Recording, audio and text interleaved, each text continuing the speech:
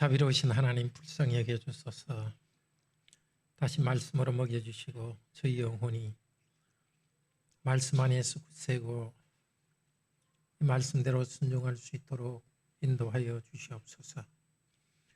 성육신의 신비를 다시 가르쳐 주소서. 주 예수 그리스도 이름으로 기도드립니다. 아멘. 이제 예수님에 대해서 배웁니다. 우리 요리문답은 전체 3부로 되어 있죠. 제1부가 뭡니까? 죄와 비참에 대해서, 2부는 우리의 구속에 대해서, 3부는 감사에 대해서. 이제 우리의 구속에 대해서는 뭘 통해서 배우죠? 우리의 구속은 사도신경을 통해 배우죠. 사도신경에 있는 내용을 믿음으로 구속받습니다. 그래서 사도신경이 성부, 성자, 성령에 대한 순서로 되어 있기 때문에 성부 하나님에 대해서 배웠고요. 두 번째는 성자 예수님에 대해서 배우는데, 성자 예수님에 대해서 배울 때도 그분은 어떤 분인가, 보통 인격이라 그래요. Person of Christ. 어떤 분인가, 인격에 대해서 우리, 그러니까 주 예수 그리스도 하나님의 외아들, 요 네 개의 어떤 분인지 정체에 대해서 배웠습니다. 그리고 이제 그분은 어떤 일을 하는가에 대해서 배우는데 5가지 일을 합니다. 제일 첫 번째가 동정녀 마리아에서 태어나시는 것, 고난받으시는 것, 부활, 성천하는 것, 하늘에서 다스리는 것, 다시 오시는 것. 이게 하나님, 예수님이 하시는 5가지 일입니다. 첫 번째 일이 바로 동정녀로서 동정녀, 성령님을 통해서 동정녀, 성령님으로부터 동정녀를 통하여 태어나시는 일입니다. 자, 이것을 알고 믿을 때 구원받습니다. 막연히 예수님을 믿는 것이 아니라 이 사실을 알고 믿을 때 구원받습니다.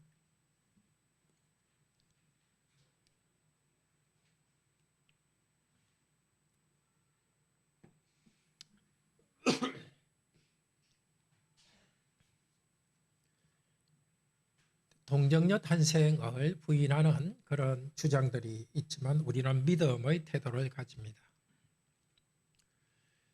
그리스도인 중에도 이렇게 동정녀 탄생을 가볍게 여기거나 부인하는 것이 태도가 있습니다.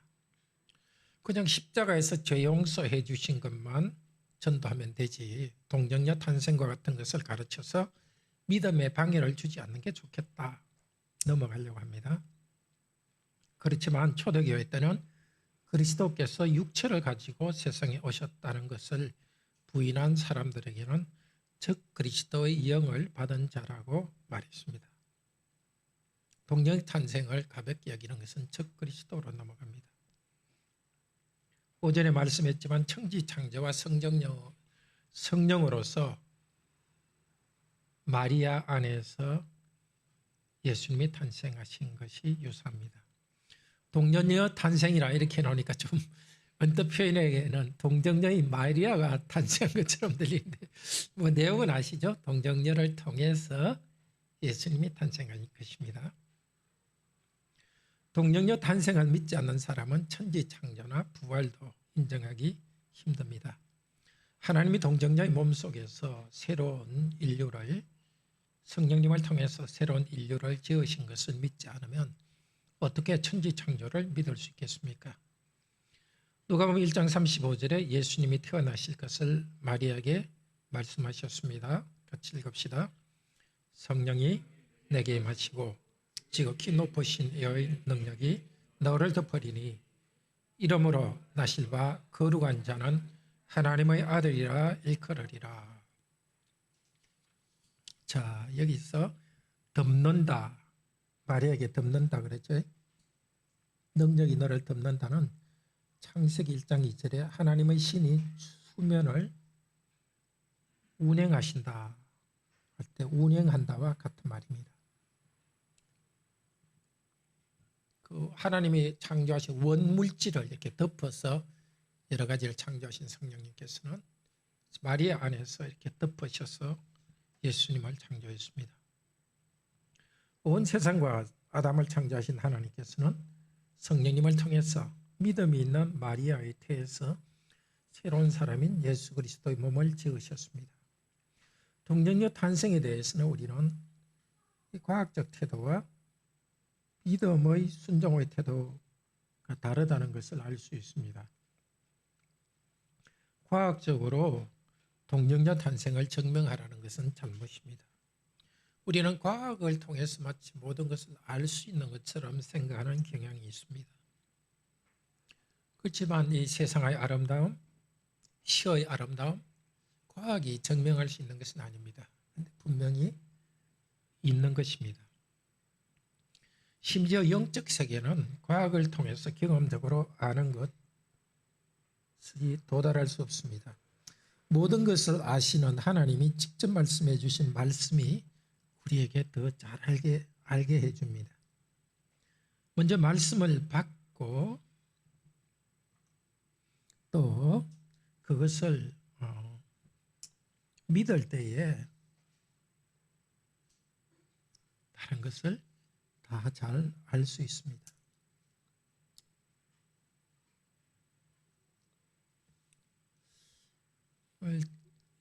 요셉도 그랬지만 그 다 이해할 수 없었습니다. 무슨 말인지 뭘 말인지 하는지는 알겠는데 그게 가능할까? 또 실제 정말 전체 내용을 더 알 수 없었습니다. 계시가 이렇게 더 진전되니까 아는 거지 하나님께서 계시를 이렇게 조금 주실 때는 더 알 수 없습니다. 계시뿐만 아니라 예수 그리스도의 구원 역사가 지나가야 그걸 알 수 있습니다. 그래서 어떤 거는 시간의 처음에는 알 수 없고 지나가야 알 수 있는 것도 있고 또 시간이 지나도 알 수 없는 것이 있습니다. 마리아도 천사가 전해준 하나님 말을 믿고 순종했습니다. 주의 계집 정의원이 말씀대로 내게 이루어지이다. 이 계집이라는 게 좀 아마 지금 개역 개정은 다르게 됐죠. 주의 여정인이 아마 된 것 같은데 옛날 성경은 그렇게 그대로 썼습니다. 누가복음 1장 32절 33절에 그 조상 다윗의 왕위를 그에게 주시려니 영원히 다윗의 집에서 왕노릇 할 것이요 그 나라가 무궁하리라. 마리아에게 이 말을 했습니다. 마리아는 이미 이 계시를 알고 있었습니다. 다윗의 집에 왕노릇 할 메시아가 온다는 걸 알고 있었기 때문에 이 말씀에 근거해서 하나님께서 새로운 말씀을 더해 주실 때 그것을 믿었습니다. 그리고 마리아는 믿음 가운데 복을 받았습니다. 오늘 요셉도 마찬가지죠. 그때는 다 알 수 없지만은 믿음으로 마리아를 데려왔고 다윗의 후손인 요셉을 통해서 예수님은 다윗 가문의 사람으로 입양되었습니다. 그리고 우리 죄인들도 하나님의 자녀로 입양되었습니다. 중보자의 탄생은 우리의 구원과 바로 연결되어 있습니다. 예수 그리스도는 우리의 중보자이신데 중보자의 조건은 참 하나님이셔야 하죠. 왜 그러느냐? 하나님은 영원하시고 무한하신 분인데 그 영원하고 무한하신 분의 말씀을 어긴 것은 영원하고 무한한 벌을 받아야 됩니다. 그런데 그것은 사람으로서는 받을 수가 없습니다. 그래서 우리의 중보자께서는 신의 능력으로서 하나님의 진노의 짐을 사람으로서 짊어집니다. 그리고 또 무한한 의와 생명을 받아서 우리에게 돌려주기 위해서 하나님이셔야 됩니다. 그리고 또 우리의 중보자는 인간이고 의로우셔야 합니다. 인간이고 의로우셔야 합니다. 하나님께서는 죄를 지은 사람이 죄값 치르기를 요구하십니다. 자, 다른 사람의 죄값을 치르기 위해서는 자신이 의로워야 합니다. 이런 중보자, 하나님이고 사람하신 중보자는 동정녀에서 태어나는 것이 적절합니다. 반드시 그래야 되는 건 아니죠. 하나님께서는 전능하신 분이니까 사람이며 하나님인 분으로 태어나실 수 있습니다.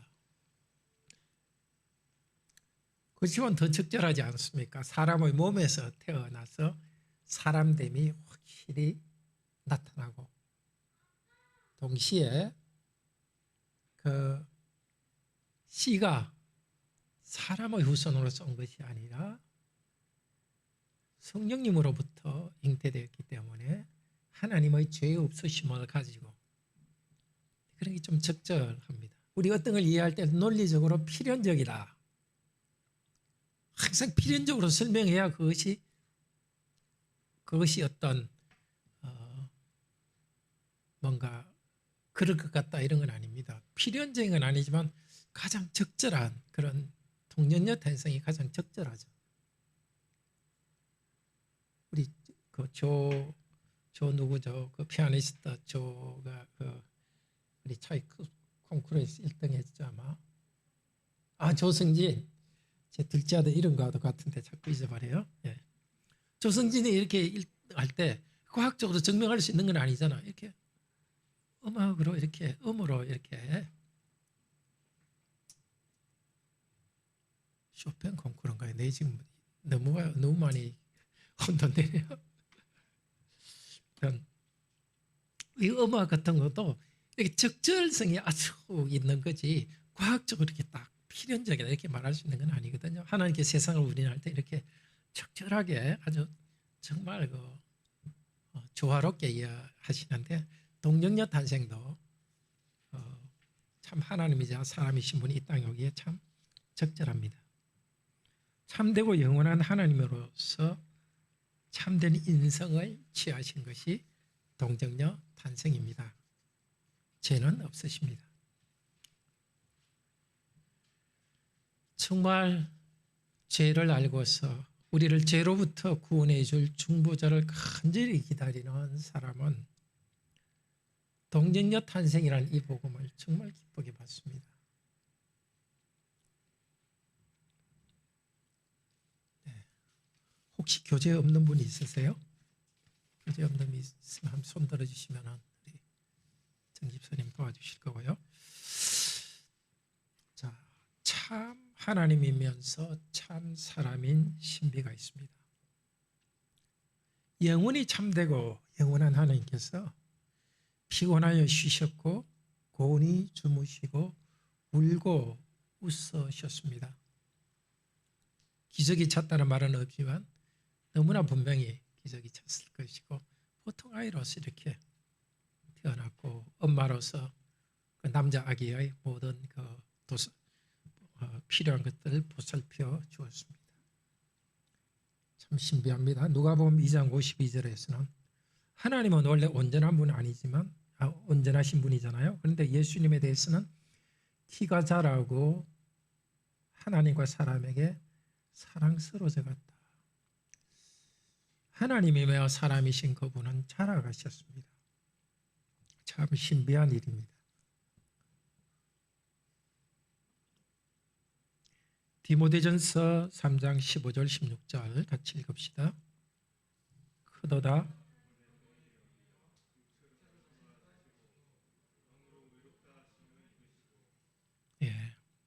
육체로 나신 바 되었습니다. 경건의 비밀의 첫 번째가 동정녀 탄생입니다.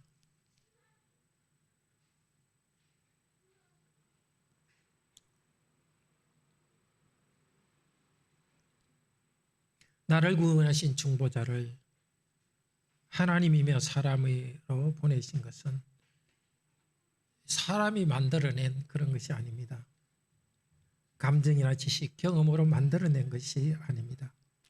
하나님이 그렇게 은혜로 일하셨습니다. 은혜로 일하신 이 신기한 비밀을 우리에게 알려주셨습니다. 우리는 이것을 다 이해할 수 없는 일이지만 이것을 듣고 믿고 그래서 구원의 은혜를 체험해 갑니다. 다 이해하지 못해도 이 일을 행하신 하나님을 경배하고 찬양합니다. 그러면 동정녀의 몸에서 사람으로 태어난 그리스도께서 주시는 풍성한 생명을 누립니다. 동정녀 탄생은 성령으로 탄생했는데요. 탄생이 주는 유익은 우리가 모태에서부터 죄인임을 알고 거룩에 참여하게 합니다. 오늘 요리문답에서 잉태되고 출생할 때부터 가지고 있는 나의 죄를 하나님은 그리스도를 통해서 나의 죄를 덮어주십니다. 중보자 되신 그분께서 임신되고 아이로 출생된 것은 나는 잉태되고 출생할 때부터 죄인이라는 것을 보여줍니다. 그러니까 놀랍게도 예수 그리스도의 동정녀 탄생은 또 예수 그리스도께서 사람으로 오신 것은 우리가 죄인이라는 것을 지적해 줍니다. 기쁜 소식이지만 죄인을 구원하러 오신 그분이기 때문에 너는 죄인이라고 우리에게 선언하시는 겁니다. 자기의 자기가 성취한 것에 대해서 자족하고 있는 우리에게 선언하십니다. 나는 임신될 때부터 죄인이라고 고백합니다. 다윗이 고백한 것이고 또 우리의 자녀들에 대해서도 참 예쁘죠?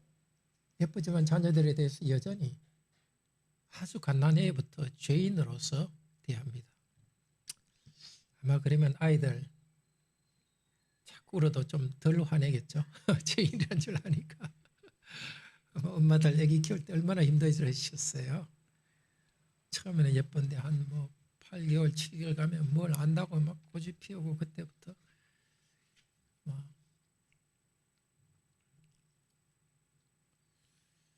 우리는 죄인됨을 고백합니다. 그러나 우리 2번 제목 읽읍시다. 그의 순결함과 온전한 거룩함으로 하나님 앞에서 가려줍니다. 아기 때부터 태어나시고 자라신 예수님은 역시 우리가 엄마 뱃속에서부터 가진 죄를 예수님 자신의 깨끗함과 거룩함으로 씻어주십니다. 하나님의 거룩함에 들어가서 교제하고 하게 하십니다. 죄가 어른이 돼서만 있는 게 아니라 전체적으로 우리가 죄인이라는 것을 깨닫고 구원도 전체적으로 있다는 것을 우리는 깨달았습니다. 자, 그러니까 아이들을 죄인으로 보게 하지만 또 한편에서는 언약 백성으로서 하나님께서 구원하시 그 죄를 덮으시는 거룩한 아이들로 보게 됩니다. 하나님께서 용서하신 이런 아이들도 하나님께서 환영하시고 받아들이신 우리 태도를 결정합니다. 유아세례를 부정하는 제세례파, 지금의 침례교로 연결되는데요. 오해가 있습니다. 출생할 때부터 죄인이라는 것을 덮어주고요. 구원의 전체성을 깨닫습니다. 16세기의 과격한 종교개혁파인 제세례파는 이렇게 생각했습니다. 사람의 육체는 원래 죄가 있고 악하다고 생각했습니다. 하나님께서 세상을 창조할 때부터 악하다고 생각했습니다. 제가 그까지는 잘 모르겠습니다. 사람의 육체는 타락했기 때문에 원래 죄인이라고 했는지 제가 그까지는 모르겠습니다. 하지만 그들은 이 사람의 육체는 원래가 죄가 있다고 생각했기 때문에 그 거룩하신 하나님께서 사람의 육체를 입는 것은 불가능하다고 생각했습니다. 그 가운데 그들은 하나님이 온 세상과 사람의 육체를 선하게 창조한 것을 부정합니다. 그런데요, 하나님이 원래 사람의 육체를 선하게 창조했다는 것을 부정하고 좀 타락했기 때문에 부정한 게 아니라 육체 자체는 부정하다고 생각합니다. 그래서 하나님께서 육체를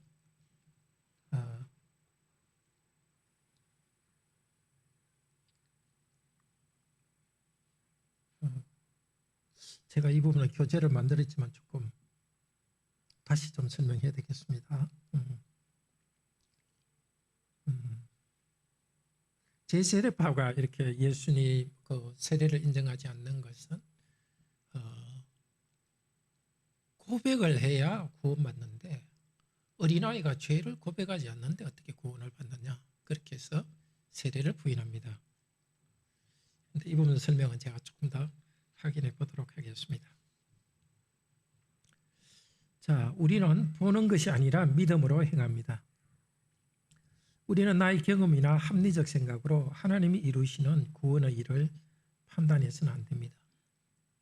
하나님이 동정녀 탄생을 했는데 우리가 합리적 판단으로 틀렸다 이렇게 하는 것이 아니라 거꾸로 나는 이렇게 너희를 구원한다고 성경에서 말씀하신 대로 믿고 받아들입니다. 비유하자면 수학 겨우 하는 아이들이, 저는 뭐 과학 잘 모릅니다만 상대성 이론 같은 거 수학적으로서는 도저히 이렇게 되지 않는 그런 걸 보고 틀렸다 이렇게 말하는 건 이상하죠. 또 수학을 좀 아는 사람이라도 그런 수학적으로는 정말 사람으로서 처음 이해할 수 없는 그런 어떤 원리들을 발견했을 때 자기가 모른다고 아니다 이렇게 말할 수는 없는 거죠. 사람이 잘 모르지만 어떤 새로운 세계가 있는 거죠. 이 세상에서도 우리가 모르는 것이 있을 때는 배워가야 되는데 하물며 영적 세계에 대해서는 우리의 생각으로 이렇게 틀렸다 이렇게 하는 것은 옳지 않죠. 계시해 준 대로 믿는 자는 복이 있습니다. 우리는 믿음의 가정에서 태어난 아기는 아기 때부터 언약의 백성임을 인정하고 세례를 줍니다. 예수님께서 어린아이 때부터 우리를 구원하시는 분인 줄 알기 때문에 우리의 언약의 백성들도 예수님께서 구원 안에 있다는 것을 알기 때문입니다. 우리 아이를 태중에서부터 그리스도께서 용서하시고 거룩하게 하셨다는 것을 고백하는 사람은 아이에 대한 태도가 다릅니다. 자기 입으로 신앙을 고백하지 못하는 어린이도 하나님의 백성으로 알고 소중히 여깁니다. 중보자가 또 사람이 참 하나님이면서 참 사람이 되었다는 것을 아는 것은 사람을 우리가 가진 또 다른 태도를 중요하게 생각합니다. 사람의 모든 것을 귀하게 생각합니다. 만약 예수님이 육체를 입지 않고 영적으로 우리에게 왔다면 육체는 가볍게 여길 수도 있습니다. 그러나 예수님께서는 몸을 입고 오셨기 때문에 우리도 몸이 하나님의 신성의 거룩함에 참여할 수 있다는 것을 압니다. 몸도 소중히 여기고 혼인도 부부의 침실도 경제활동도 모든 것이 육체를 가지고 하는 모든 활동이 그리스도께서 받아들여 주시는 거룩한 것임을 인정합니다. 우리는 마음과 영으로 하는 성경 읽는 것이나 예배만 귀하게 여기지 않습니다. 손으로 땀 흘려 일하는 것을 거룩하게 생각합니다. 자매들 우리 집에서 일하는 가사 일들, 아이들하고 실갱이 하는 것, 직장에서 일하는 것, 학교의 공부 이런 것도 그리스도께서 거룩하게 받으시는 거룩함으로 압니다. 더 구체적으로는 건강을 위해서 음식이나 또 운동을 잘 가려서 하는 거, 뭐 쉬는 거, 노는 거 이런 것들도 하나님의 구원의 한 부분이니까 잘 효율적으로 하고 감사함으로 합니다. 그리스도의 동정녀 탄생은 우리가 엄마 뱃속에서부터 철저한 죄인이라는 것, 또 비참함을 깨닫게 하십니다. 그렇지 않았다면 그리스도께서 어른으로 오셨겠죠. 동시에 어린 시절부터 노인 때까지 삶의 모든 순간순간을 하나님의 신성에 참여하는 귀한 시간으로 여깁니다. 우리 몸과 영혼과 정서 이 모든 것에서 하나님의 거룩에 참여하게 하심을 참으로 감사합시다. 기도합시다. 하나님께서 우리를 구원하려 오실 때에 어린이로 엄마의 태중에서부터 태아로부터 시작하셨습니다.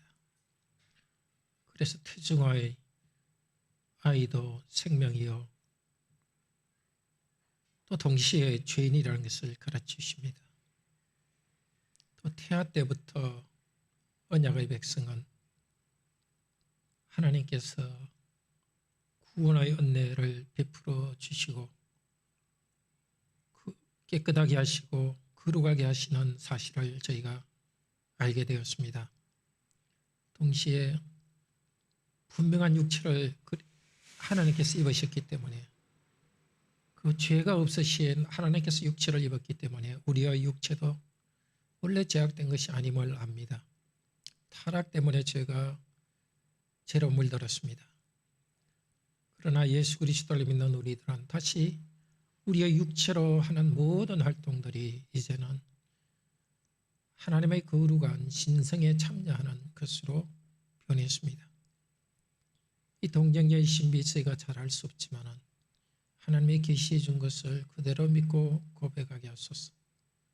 그것을 고백하면서 우리의 자녀들에 대해서도 참으로 죄인으로서 그들이 당하는 비참함을 우리도 공감할 수 있도록 하시고 동시에 그들을 언약의 백성으로 택해 주신 것을 감사하고 아이들의 구원을 위해서 수고하게 하소서.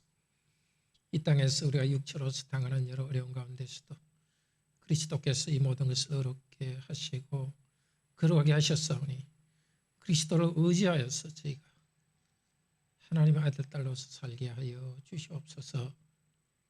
오늘 또 주일에 저희들이 편한 쉼을 안식을 누리게 하시고 내일부터 시작되는 또 한 주간에도 우리 주님의 거룩하신 우주 예수 그리스도의 지체로서 살아가도록 인도하여 주시옵소서.